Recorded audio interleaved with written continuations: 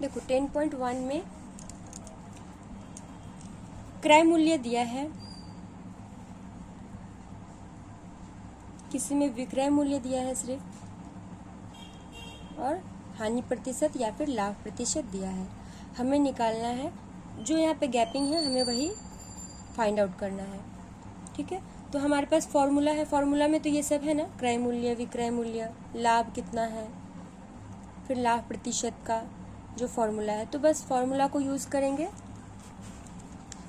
सबसे पहला क्या है क्वेश्चन,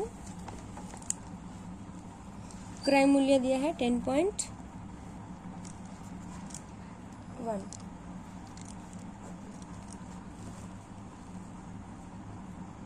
क्रय मूल्य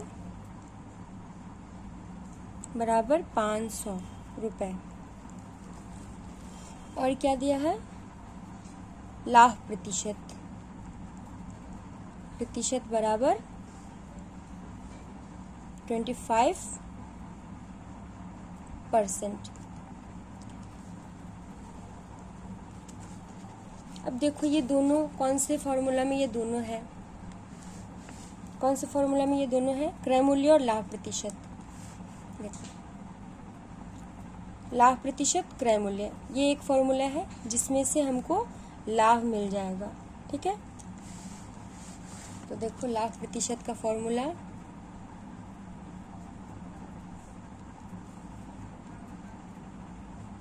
कुल लाभ बटा क्रय मूल्य गुने 100।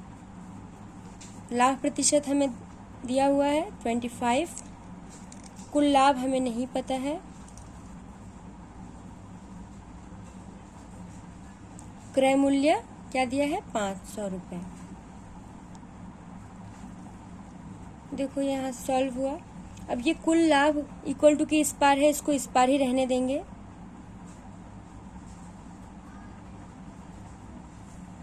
और जो भी बाकी है वो इक्वल टू के उस पार लेके जाएंगे। तो यहाँ पे क्या बचा है, 5 है, डिवाइड में वहाँ ऊपर जाएगा तो क्या होगा, इनटू हो जाएगा, 25 बचे 125 रुपये, इतना रुपये लाभ हुआ। तो क्रय मूल्य अगर 500 रुपये है और लाभ इतना हुआ, तो विक्रय मूल्य क्या होगा, निकल जाएगा। विक्रय मूल्य क्या होता है, क्रय मूल्य में लाभ को जोड़ देंगे अगर हम, तो हमारा विक्रय मूल्य होगा। तो क्रय मूल्य 500 प्लस 125 बराबर 625 रुपये। ठीक है, देखो ये जो आया है विक्रय मूल्य बराबर क्रय मूल्य प्लस लाभ, ये देखो इस फॉर्मूला में है।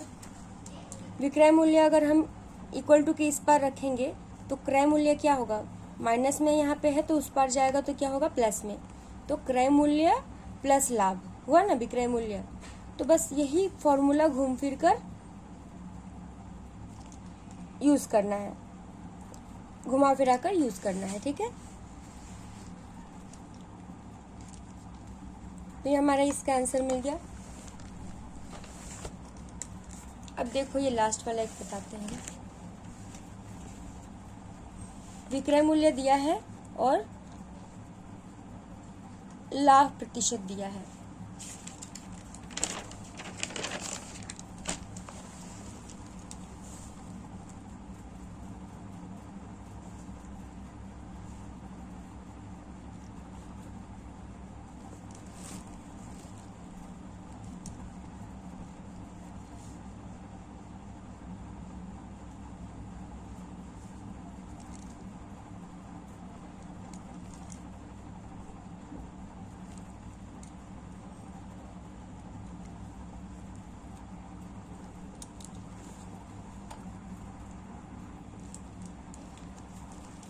देखो हमारे पास विक्रय मूल्य दिया है, लाभ प्रतिशत दिया है जब, तो हमको हमारे पास क्या नहीं है, क्रय मूल्य नहीं है, लाभ नहीं है।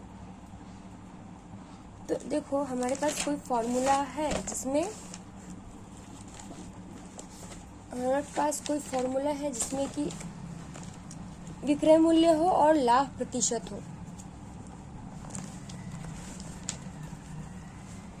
देखो इसमें कोई फॉर्मूला है ऐसा जिसमें विक्रय मूल्य हो और लाभ प्रतिशत भी हो। देखो लाभ प्रतिशत है तो हमारा विक्रय मूल्य नहीं है, यहाँ क्रय मूल्य है ना। और हमारे पास लाभ भी नहीं दिया हुआ है क्वेश्चन में कि हम अगर लाभ का वैल्यू अगर दिया रहता और लाभ प्रतिशत का वैल्यू दिया रहता तो हम क्रय मूल्य निकाल लेते, तो ये तो यूज नहीं हो पाएगा। यहाँ पे देखो विक्रय मूल्य दिया है और लाभ प्रतिशत दिया है, लेकिन ये लाभ प्रतिशत जो दिया है वो विक्रय मूल्य पे दिया है, लेकिन जो क्वेश्चन में लाभ प्रतिशत दिया है हमारा ये क्रय मूल्य पे है। तो हम अगर इस फॉर्मूला को यूज करेंगे तो आंसर सही नहीं आएगा, ठीक है। इसलिए हमें क्रय मूल्य पे लाभ जो है उसी का फॉर्मूला यूज करना होगा, क्योंकि लाभ तो दिया ही है। अब विक्रय मूल्य दिया है, यहाँ पे विक्रय मूल्य है नहीं, तो हमें इस फॉर्मूला को ऐसे तोड़ना है जिससे कि इसमें विक्रय मूल्य आ जाए, ठीक है। चलो देखते हैं हम लोग।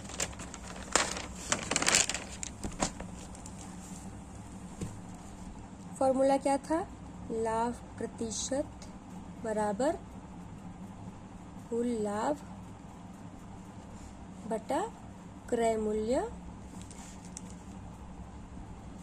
गुने 100। अब देखो लाभ निकालने का हम लोग का एक फॉर्मूला था ना, लाभ निकालने का क्या फॉर्मूला है, विक्रय मूल्य माइनस क्रय मूल्य। देखो ये जो लाभ है, यहाँ पे जो फॉर्मूला में ये लाभ है, इस पे वो फॉर्मूला लगा सकते हैं, विक्रय मूल्य माइनस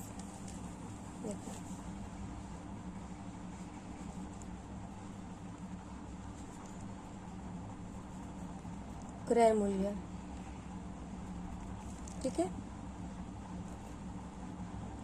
लाभ क्या है, विक्रय मूल्य मतलब selling price minus cost price.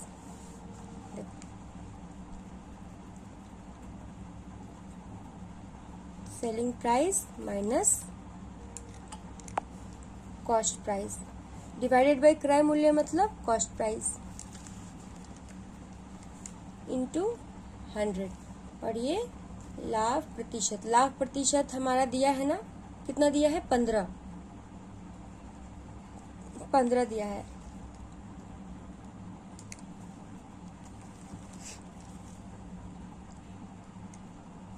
अब देखो जो जिसका जिसका वैल्यू हमारे पास है उसको हम लोग पुट करेंगे। 15 है, एसपी दिया हुआ है सेलिंग प्राइस, सेलिंग प्राइस क्या है 23,000 माइनस सीपी, ये हम लोग को निकालना है पहले, सीपी इंटू 100। अब देखो इसको इससे डिवाइड कर देंगे और इसको इससे डिवाइड कर देंगे, 23,000 CP minus CP by CP. देखो इसको अगर हम लोग एलसीएम लेंगे तो हमारा सेकंड स्टेप यही आएगा ना, सीपी दोनों में है तो एलसीएम में सीपी आया और ऊपर में क्या आएगा 23,000 माइनस सीपी, यही आएगा। अब देखो सीपी बाई सीपी मतलब 1/1, सीपी माइनस 1/1 यानी 1, और ये 100 जो है वो पूरा में इंटू है।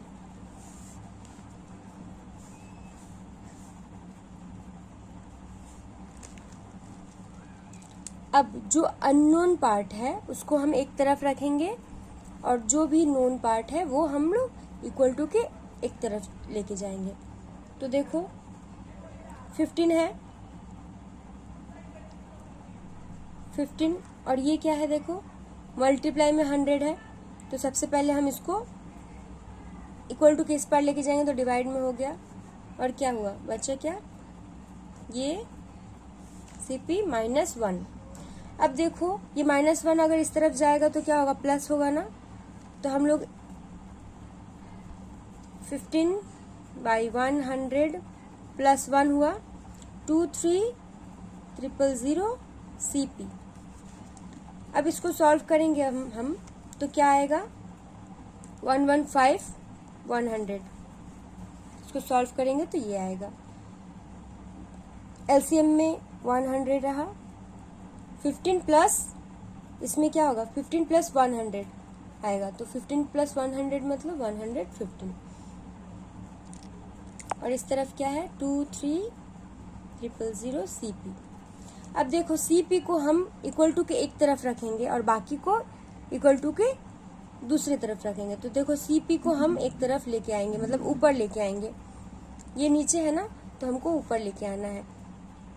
तो इक्वल टू के इस पर आएगा तो ऊपर आ जाएगा, और बाकी जो भी है वो इधर जो है वो इक्वल टू के उस पर जाएगा। 23,000 हुआ। अब ये इक्वल टू के इस पर गया तो क्या होगा, ये मल्टीप्लाई में मतलब ऊपर है तो नीचे जाएगा, और ये नीचे है तो ऊपर जाएगा। ठीक है। तो अब देखो हम लोग अगर इसको सॉल्व करेंगे तो क्या होगा, 5 से कटेगा दोनों, तो 5 दूना 10, 5 × 15। ठीक है। और ये 5 से कटेगा तो 5 × 4 = 20, 5 × 6 = 30, और बचा क्या 2 0। अब देखो 23 दूनी 46 होगा, 23 दूनी 46, 2 को 0 रहा।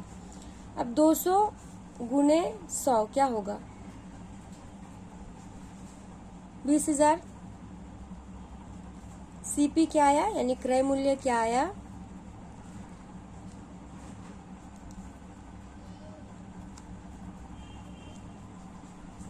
इतना आया। अब हमारे पास क्या आ गया, क्रय मूल्य आ गया, हमारा विक्रय मूल्य दिया हुआ है और लाभ प्रतिशत दिया है। तो क्रय मूल्य आ गया, विक्रय मूल्य दिया है, कितना दिया है 23,000। तो हमारा लाभ क्या है, लाभ प्रतिशत तो दिया है लेकिन लाभ कितना है ये तो पता नहीं है ना। तो लाभ निकालने का क्या फॉर्मूला है, विक्रय मूल्य SP - CP, क्रय मूल्य 23,000 - 2,0,0,0 4 0 कितना हुआ 3,000 रुपीज हमारा लाभ है। तो हमारा देखो तीनों फिलअप हो गया। क्रय मूल्य कितना आया 20,000 और लाभ कितना हुआ 3,000। तो देखो ये विक्रय मूल्य क्या हुआ 20 और 3 23,000। ठीक है। और ये लाभ प्रतिशत 15। चलो ये हो गया।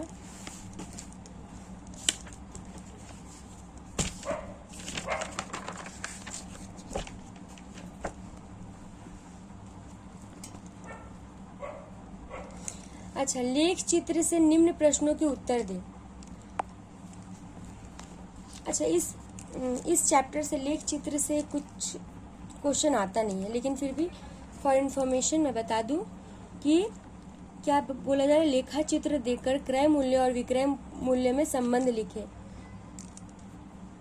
हम लोग ग्राफ में पढ़े ना, एक तरफ एक्स एक्सिस होता है, एक तरफ वाई एक्सिस, मतलब एक तरफ कोई एक एलिमेंट होगा, दूसरी तरफ दूसरा एलिमेंट होगा। तो हमारा प्रॉफिट एंड लॉस में क्या 2 ही एलिमेंट है ना, एक तो क्रय मूल्य होगा और दूसरा विक्रय मूल्य होगा। तो हम किसी एक एक्सिस में क्रय मूल्य रखेंगे, दूसरे एक्सिस पे विक्रय मूल्य रखेंगे। तो अगर हमारा क्रय मूल्य बढ़ेगा, अगर हम क्रय मूल्य बढ़ाएंगे तो विक्रय मूल्य ऑटोमेटिक बढ़ेगा ना, अगर हम लोग लाभ चाहते हैं तो ये क्या हुआ, सीधा समानुपाती है, मतलब एक बढ़ेगा तो दूसरा भी बढ़ेगा, इसका मतलब है सीधा समानुपाती है। तो वैसे एग्जाम में आता नहीं है, लेकिन ये सीधा समानुपाती है। ये सब खुद से करोगे तुम लोग।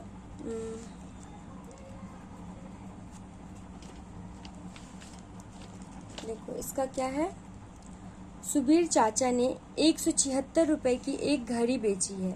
यदि घड़ी बेचकर सुबीर चाचा को 12% हानि हुई तो उन्होंने घड़ी कितने में खरीदी थी। यानी हानि हुई है, इसका मतलब उन्होंने जितने में बेची है उससे ज़्यादा में खरीदी थी, तभी हानि हुआ है। तो हमारे पास फॉर्मूला है ना हानि प्रतिशत का। हानि प्रतिशत का फॉर्मूला है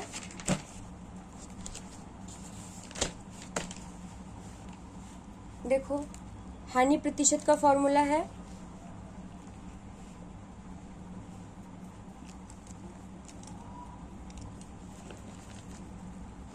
देखो, हानि प्रतिशत दिया है, ये दिया है। कुल हानि कितना हुआ ये नहीं दिया हुआ है, हमें निकालना है। विक्रय मूल्य देखो दिया हुआ है 176 विक्रय मूल्य दिया है, तो हम यहाँ पे हानि प्रतिशत 12 पुट करेंगे बराबर कुल हानि लिखेंगे और नीचे विक्रय मूल्य का क्या वैल्यू है 176।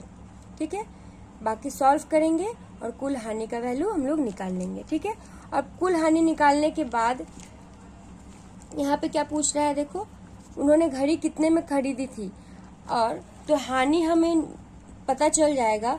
तो हम लोग जो विक्रय मूल्य था उसमें हानि प्लस कर देंगे तो पता चल जाएगा ना कि हमारा क्रय मूल्य क्या था। जैसे अगर कोई पेन तुम 20 रुपए में बेच रही हो, ठीक है,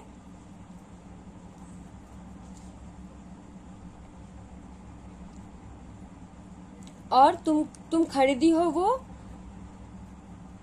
25 में, तो तुम्हारा हानि कितना हुआ 5 रुपए ना।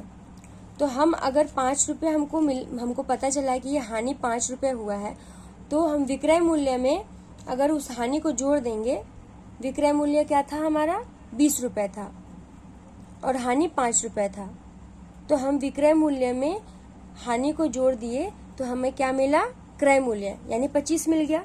ठीक है, ये यहाँ पे यही है। बाकी सब वैसे ही उसी फॉर्मूला पे बेस करके है। ठीक है,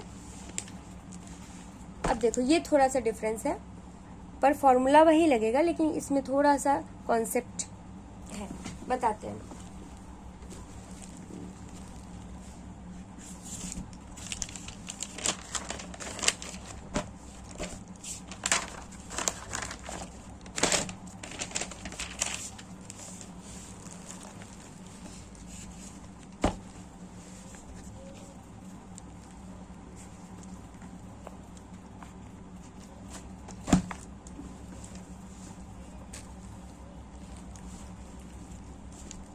क्वेश्चन में क्या बोला गया है, एक पुस्तक प्रकाशक किसी पुस्तक की 2000 प्रतियां छापने के लिए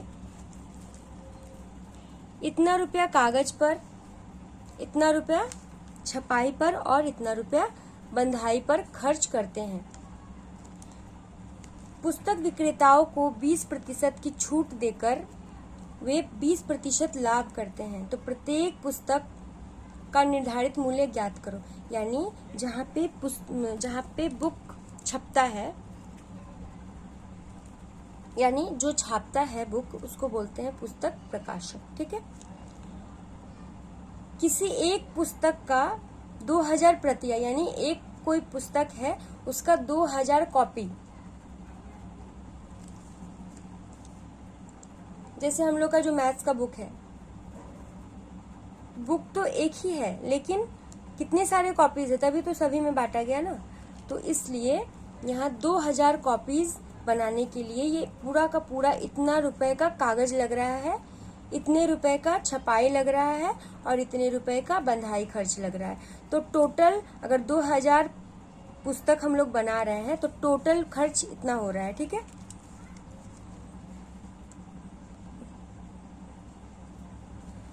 दो 2000 कॉपी पुस्तक,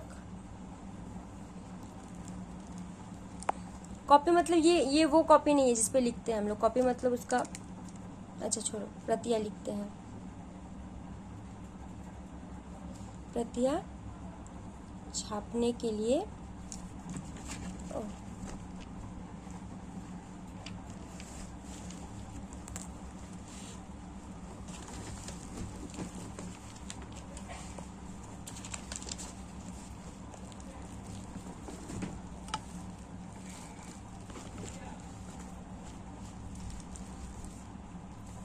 छापने के लिए कुल खर्च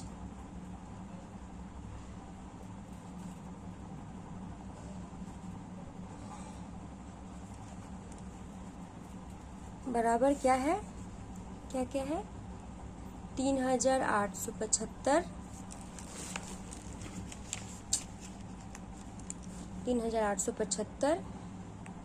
प्लस 3315 प्लस 810। इसको जोड़ेंगे तो कितना हुआ, 5 पर 10 के 0 हाथ में 1, 1 1 2 7 9 and 1 10 0 हाथ में 8 9 10 11 11 और 8 19 19 और 1 20 20 के 0 हाथ में 2 और 3 3 6 6 7 8 8,000 रुपये खर्च होते हैं।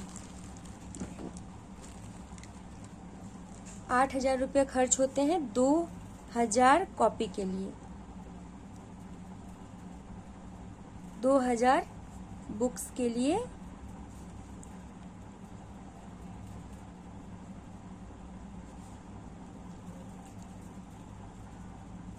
आठ हजार रुपया खर्च हुआ। तो एक बुक के लिए कितना होगा हमको ये निकालना है। देखो लास्ट में क्या पूछ रहा है, प्रत्येक पुस्तक का निर्धारित मूल्य चाहिए। प्रत्येक मतलब एक पुस्तक का। तो हमको सबसे पहले तो एक पुस्तक को बनाने में कितना खर्च लग रहा है वो हम निकालेंगे, है ना। अगर हम लोग एक पुस्तक को बनाने में कितना खर्च लग रहा है वो निकाल लें तो हम लोग एक पुस्तक को कितने रुपए में बेचेंगे छूट और लाभ रख के वो भी निकल जाएगा। तो एक पुस्तक के लिए कितना खर्च होगा, कुल खर्च से हम लोग 2,000 से, अच्छा ये क्या है 2,000 है, हाँ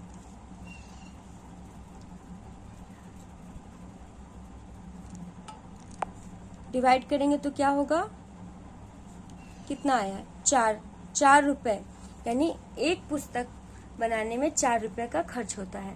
ठीक है। अब देखो यहाँ पे क्वेश्चन में क्या लिखा है, पुस्तक विक्रेताओं को, यानी ये जो पुस्तक छाप रहा है वो तो पुस्तक बेचने वालों को देगा ना। तो पुस्तक विक्रेताओं को 20% की छूट देकर वे 20% लाभ करते हैं। कौन 20% लाभ कर रहा है, पुस्तक प्रकाशक, जो पुस्तक छाप रहा है वो 20% लाभ कर रहा है और ऊपर से 20% का छूट भी दे रहा है। तो सोचो वो कितना ज्यादा दाम बढ़ाकर बोल रहा है, यानी ये 2 बार 20% करके दाम बढ़ाया है, तभी जाके ना जो कस्टमर है, उसका कस्टमर कौन है, पुस्तक विक्रेता। तो कस्टमर को ये बता रहा है कि हम 20% आपको छूट दे रहे हैं, उसके बाद भी उसको 20% का लाभ हो जा रहा है, मतलब 4 रुपए से ज्यादा में बेच रहा है, 20% का लाभ भी हो रहा है और वो कस्टमर को ये भी दिखा रहा है कि 20% हम छोड़ भी दे रहे हैं, यानी 2 बार 20% का लाभ रख के वो विक्रय मूल्य निर्धारित कर रहा है ना। तो हम लोग सबसे पहला 20% देखेंगे कि कितना होता है, 4 रुपए का 20% कितना होगा, हम लोग देखेंगे पहले। देखो 20% 4 रुपए का 20% छूट देने के लिए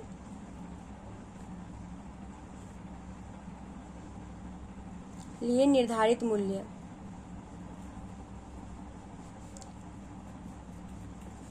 क्या होगा, 4 का 20%, यानी 4 का 20%। अच्छा यहाँ पे लिखा नहीं ना, 4 रुपए का 20%, 4 का 20%, ठीक है, ऐसे निकालते हैं। तो 4 का 20% क्या होगा, 8/10 4/5 रुपीस, यानी वो 4/5 रुपीस प्लस करके बेचेगा नहीं, लेकिन 4/5 रुपीस प्लस करेगा और जितना मूल्य होगा उसका फिर 20% बढ़ाकर वो विक्रय मूल्य निर्धारित करेगा। तो देखो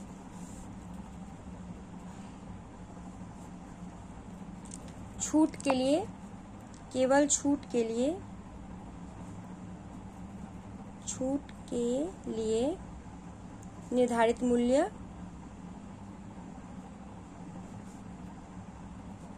कितना हुआ, 4 + 4/5 रुपए। ठीक है, कितना होगा, 4 × 5 = 20 और 4 24/5 रुपए। ठीक है, अब देखो वो छूट देने के बाद भी 20% का लाभ उसको मिल रहा है ना, तो इस पे भी वो 20% ज्यादा रख के पुस्तक बेच रहा है। तो देखो इसका 24/5 रुपए का 20% लाभ रख के निर्धारित मूल्य कितना होगा, किसका हम लोग 20% कर रहे हैं अब, 24/5 का 20%। ठीक है, देखो 2 से कटेगा 5, अब देखो 24/25 इतना रुपए एक्स्ट्रा चार्ज कर रहा है, यानी अब निर्धारित मूल्य क्या होगा, देखो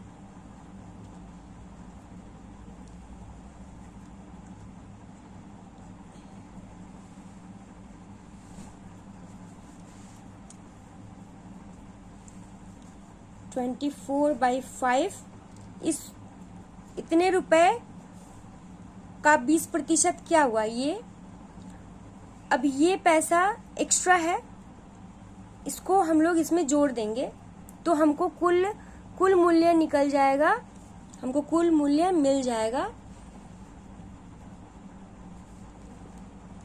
जिस मूल्य पे पुस्तक प्रकाशक पुस्तक को बेच रहा है, और इतना पे बेचेगा तो वो 20% का छूट भी देगा और 20% का उसको लाभ में मिलेगा।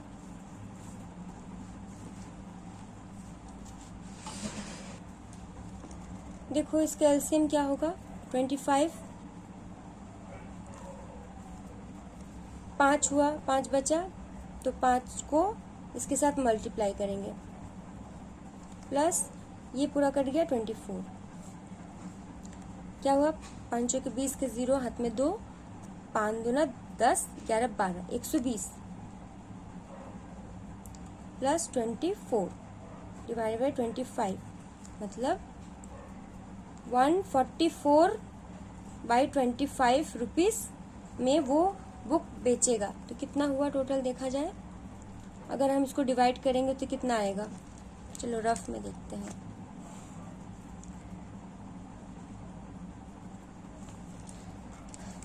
पच्चीस चौके क्या होता है, 100। अच्छा, तो 25 बचे 125, फिर 25 छक क्या होगा 150, तो हमारे पास 150 नहीं है ना, तो 25 बचे 125, तो बचा क्या, माइनस करेंगे 125 और इधर 5 इधर 14 5 19 बचा 19, तो क्या हुआ 5.19/25 रुपीस। इसको पॉइंट में भी कर सकते हैं, मैं देखे तो पॉइंट में करेंगे तो कितना होगा, 0.0 हुआ,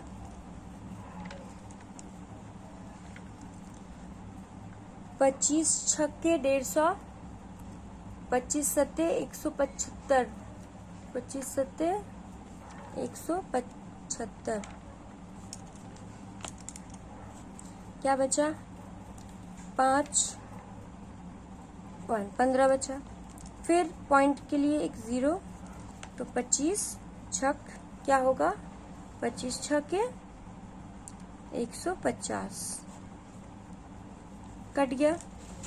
तो इसका मतलब ये हुआ कि 5.76 रुपए में अगर वो बेचते हैं तो उनको 20% का लाभ होगा, और वो 20% का छूट भी दे सकते हैं, क्योंकि 4 रुपए में एक बुक बना है और उसको बेच रहे हैं 5.76 रुपए में। ठीक है, तो पुस्तक का, एक पुस्तक का, इसलिए यहाँ पे आंसर में लिखेंगे प्रत्येक पुस्तक का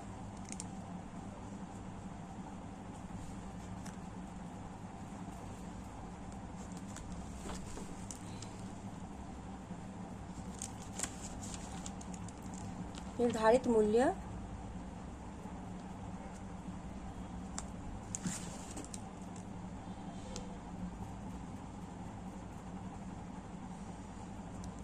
बराबर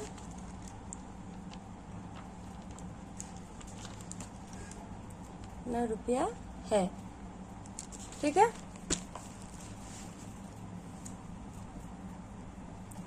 तो इसी के साथ हम लोग 10.1 खत्म करते हैं। 10.2 नेक्स्ट वीडियो में हम लोग सीखेंगे।